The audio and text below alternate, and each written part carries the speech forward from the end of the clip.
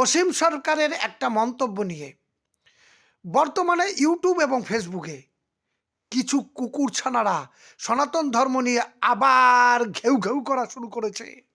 আমি তাদের কুকুরছানা বলার কারণ হচ্ছে, কোরআনে সূরা ৬ আয়াত নাম্বার ১০৮ পরিষ্কার বলেছে, আল্লাহকে ছাড়া যারা অন্য কাউকে ডাকে তাকে তোমরা গালি দিও না, কারণ তারা না বুঝে তোমার আল্লাহকে তারা গালি দেবে। তাই আমি তাদের কুকুরছানা বলতে বাধ্য হলাম। সেই সব কুকুরছানাদের কাছে আমি কয়েকটা প্রশ্ন রাখবো। আজকে আমি ১ নম্বর প্রশ্ন ওই সব কুকুরছানাদের উদ্দেশ্যে ছুড়ে দিতে চাই। কোরআনে সূরা ২ আয়াত নাম্বার ১৭৮ বলেছে কি, খুনের বদলা খুন।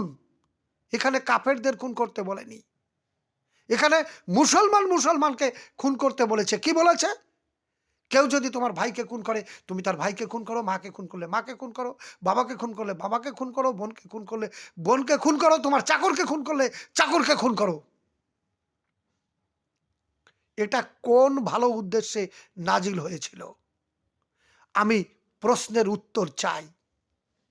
আর আমি বেশি বেশি করে শেয়ার চাই যারা মানবতার ধর্মকে বিশ্বাস করেন, মানবতার ধর্মকে মানেন।